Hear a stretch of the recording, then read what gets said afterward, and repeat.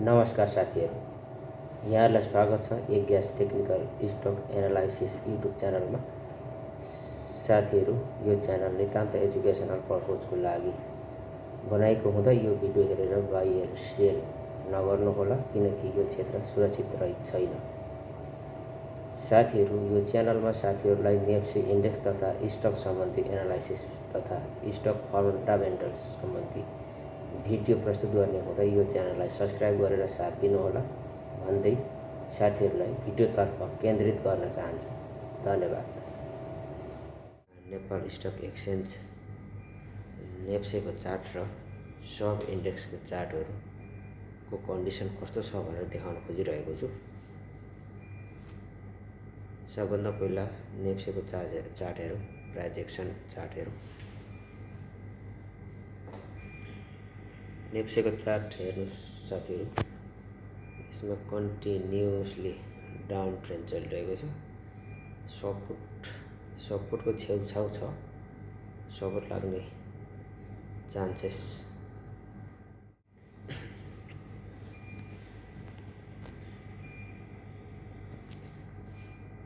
साथीहरू, इन्डेक्स र सब इन्डेक्सको प्राइज एक्सनबाट चाहिँ चार्ट देखाउन खोजिरहेको छु। चार्टको अवस्था कस्तो छ भनेर देखाउन खोजिरहेको छु। साथीहरूलाई स्वागत छ मेरो भिडियोमा। नेप्सेको चार्ट हेर्दाखेरि साथीहरू एकदमै बटममा आइसकेको जस्तो देखिन्छ। अब कुन दिनदेखि फर्किने हो त्यो हेर्न बाँकी छ। अब स्याटरडे र सन्डे मार्केट नखुलेपछि सोमबारको बजार खुलेपछि त्यस पछाडिदेखि मार्केटको अवस्था कस्तो हुनेछ भनेर हेर्न सकिन्छ।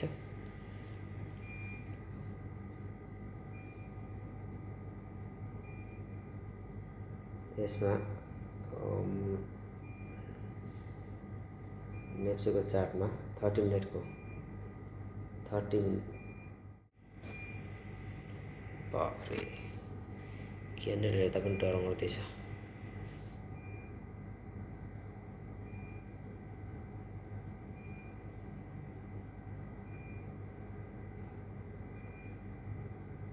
साथीहरू, मैले चाहिँ मोबाइलबाट बनाएको भिडियो भएको कारणले गर्दाखेरि अलिक राम्रो खिचिएको छैन। प्रब्लमको लागि क्षमा प्रार्थी छु।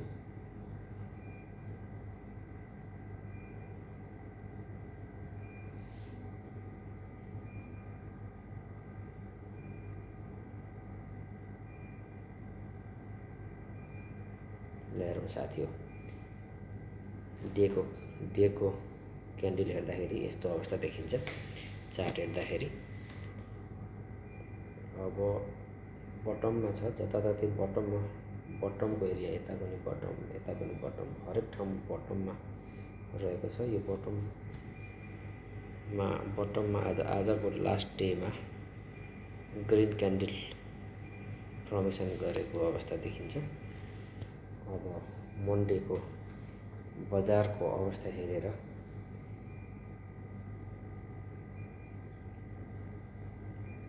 हामीले हेरेको, हजुरहरूले हेरेको, साथीहरूले हेरेको स्टकहरू बाइ सेल गर्न सक्नुहुन्छ।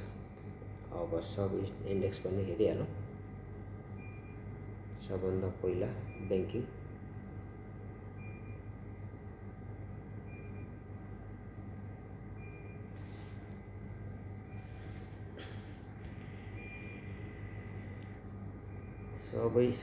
सबै इन्डेक्सको सबैको चार्ट चाहिँ एकै खालको जस्तो देखिन्छ।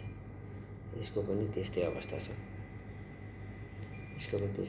छ। लास्टमा ग्रिन भएको छ यसको पनि, ब्याङ्किङको पनि।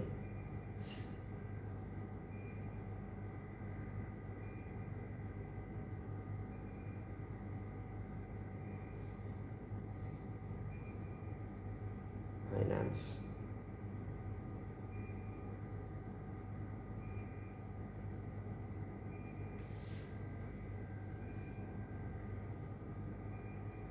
यो चाहिँ साथीहरू फाइनान्सको फाइनेन्स सेक्टरको चाहिँ चार्ट भयो, हजुरले हेर्न सक्नुहुन्छ। यो चाहिँ लास्ट आवरमा ग्रिन, अरूको ग्रिन हुँदाखेरि फाइनेन्सको चाहिँ रेडै भएको रहेछ।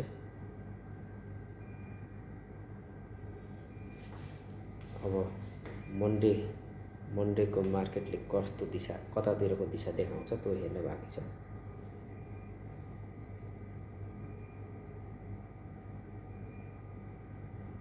माइक्रो फाइनेन्स पनि लगातार डाउन ट्रेन्ड देखाइरहेको छ, तर सायद बटम लाग्न खोज्या हो कि त्यो भने आउँदो हप्ताको मन्डेबाट हेर्न सकिन्छ।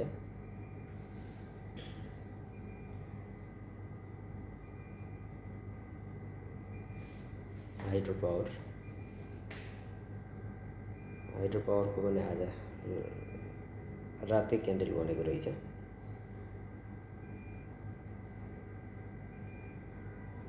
तर धेरै ठाउँमा चाहिँ सपोर्ट र रेजिस्टेन्स रहेको छ। हेरौँ आउँदो हप्ता के हुन्छ बजारमा।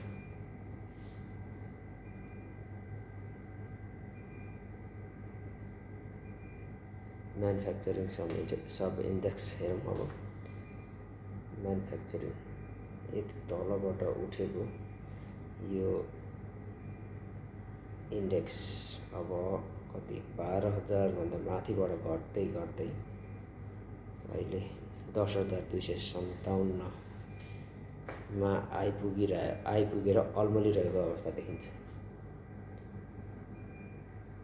अब हेरौँ नेक्स्ट विक कस्तो अवस्था देखाउँछ हेर्न बाँकी छ।